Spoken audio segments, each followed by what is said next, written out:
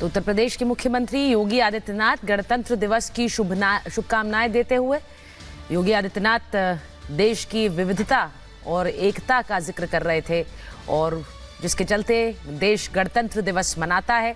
आज 75वां गणतंत्र दिवस है और इसीलिए ये बेहद खास, जिसके लिए अमृत महोत्सव का ऐलान देश की सरकार ने किया और उस अमृत महोत्सव के चलते देश ने अलग अलग माध्यमों से देश के गणतंत्र को सेलिब्रेट किया, उसका जश्न मनाया। मुख्यमंत्री धामी की तस्वीरें आ रही हैं।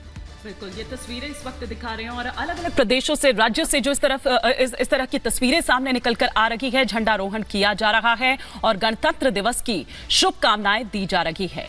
कश्मीर से लेकर कन्याकुमारी तक इसी तरह से तस्वीरें सामने निकलकर आ रही है। वो किस तरह की छठा है, 75वां गणतंत्र दिवस भारत किस तरह से बना रहा है, वो तस्वीरें थोड़ी देर में ही आपको अलग अलग तरह से हम यहाँ पर दिखा रहे हैं। लेकिन फिलहाल ये उत्तराखंड से सीधी तस्वीरें आ रही हैं। मुख्यमंत्री पुष्कर धामी जिन्होंने झंडा फहराया है और जैसा कि पहले भी हमने कहा कि हर बार कई मायनों में खास होता है, अलग अलग थीम्स होती है। इस बार जो थीम रखी गई है वो भारत, विकसित भारत और भारत लोकतंत्र की जननी है, मातृका है और इसीलिए इस बार जो फोकस है वो महिलाओं पर खासतौर पर सुचरिता होगा। और यही कारण है कि तीनों सेनाओं को भी आप ये देखिए कि जो कंटिंजेंट हैं उनका नेतृत्व महिला ही करती हुई नजर आएगी। बिल्कुल, और हमारे साथ हमारे सहयोगी अलग अलग जगहों से जुड़ रहे हैं। गायत्री को आप देख सकती हैं, अजय दुबे हमारे साथ हैं, हमारे साथ सत्य विजय जुड़ रहे हैं। मैं पहले गायत्री आपके पास आ रही हूँ, जरा तस्वीरें अगर आप दिखा पाएं। हालांकि गणतंत्र दिवस के मौके पर आज ठंड बहुत ज्यादा है, हमेशा होती है, लेकिन जो गणतंत्र को का जश्न मनाने वालों के उत्साह में कोई कमी नहीं होती है। वो तस्वीर जरा अगर आप दिखा पाएं अपने कैमरे से। देखिए सुचरिता, बिल्कुल इस वक्त हम दिल्ली गेट पर मौजूद हैं और अब से थोड़ी देर बाद यानी 10:30 बजे यहाँ से ही परेड गुजरेगी। फिलहाल ट्रैफिक यहाँ पर गुजर रहा है लेकिन रुकने किसी को नहीं दिया जा रहा, सिर्फ रेड लाइट पर ही ट्रैफिक गुजर रहा है। लेकिन जैसे कि हम कह रहे हैं कि राम मंदिर का जो रामलला की प्राण प्रतिष्ठा हुई है वो एक बड़ा सांस्कृतिक उत्सव, आध्यात्मिक उत्सव की बात, आज संवैधानिक उत्सव है और उसकी शुरुआत मैं उस कोणार्क चक्र से करूंगी। मैं अपने वीडियो को कहूंगी वो कोणार्क चक्र जरा दिखाएं जरा पर यहाँ पर, क्योंकि आज जो थीम रखी गई है विकसित भारत और साथ ही जो थीम रखी गई है मदर ऑफ डेमोक्रेसी, ये कोणार्क चक्र आप देख सकते हैं जो कि परिवर्तन का, निरंतर परिवर्तन का, प्रगति का प्रतीक है और इसीलिए विकसित भारत की थीम भी सुचारिता हम दिखा रहे हैं अपने दर्शकों को। यहाँ पर सुरक्षा व्यवस्था भी चाक चौबंद रखी गई है और सबसे बड़ी बात यह है कि आज 10:30 बजे जब परेड की शुरुआत होगी तकरीबन 90 मिनट तक ये परेड दिखाई जाएगी, झांकियां दिखाई जाएंगी। लेकिन बड़ी बात यह कि आज सैन्य बैंड के साथ शुरुआत नहीं होने जा रही है सुचारिता, बल्कि शुरुआत आज होने जा रही है जो भारतीय संस्कृति के वाद्य यंत्र हैं, जो संगीत वाद्य यंत्र है उनके साथ, यानी नगाड़ों के साथ, शंख के साथ आज परेड की शुरुआत होगी। ये एक महत्वपूर्ण जानकारी अपने दर्शकों को दे दे। जैसा कि हम बता रहे हैं कि आज संवैधानिक उत्सव है, सांस्कृतिक उत्सव की भी झलक उसमें दिखाई देगी। राम मंदिर की जो झांकी है वो एक आकर्षण का केंद्र होगी। हम दिल्ली गेट पर मौजूद हैं सुचारिता, आपसे थोड़ी देर बाद तो आप तस्वीर बदलते हुए देखेंगे। गायत्री, सुमित के पास एक बार चले जाते हैं, वो आईटीओ पर मौजूद हैं। और सुमित, जरा आप बताइए कि आप क्या तस्वीर देख पा रहे हैं यहाँ कुछ देर बाद जब गणतंत्र दिवस का समारोह शुरू होगा। जतिन का एक बार हम रुख करते हैं। जतिन, क्या तस्वीरें इस वक्त दिखा रहे हैं? सीधा जतिन का हम रुख करते हैं। जतिन, आज बिल्कुल देखिए वीवीआईपी मूवमेंट सबसे कुछ देर में शुरू हो जाएगा। प्रधानमंत्री वॉर मेमोरियल पहुंचेंगे, उससे पहले आसपास की जितनी भी सड़क है उसको तकरीबन 1 किलोमीटर तक दायरा दिल्ली पुलिस ने सीज कर दिया है। तस्वीरें आप देखेंगे कि तमाम दिल्ली पुलिस के कर्मी यहाँ पर डिप्लॉयड है, बैरिकेड्स है, बैरिकेड्स को रस्सी से बांध दिया गया है और अब से कुछ ही देर में प्रधानमंत्री नरेंद्र मोदी वॉर मेमोरियल सबसे पहले पहुंचेंगे और उसके बाद कर्तव्य पथ की तरफ वो अग्रसर होंगे। लेकिन सिक्योरिटी की जब हम बात करते हैं तो दिल्ली पुलिस मुस्तैद है। विजय चौक से तकरीबन 10:30 बजे जब परेड शुरू होगी और लाल किले तक पहुंचेगी, तकरीबन 4.5 किलोमीटर का ये पूरा जो स्ट्रेच है वहां पर 8,000 पुलिसकर्मी तैनात रहेंगे।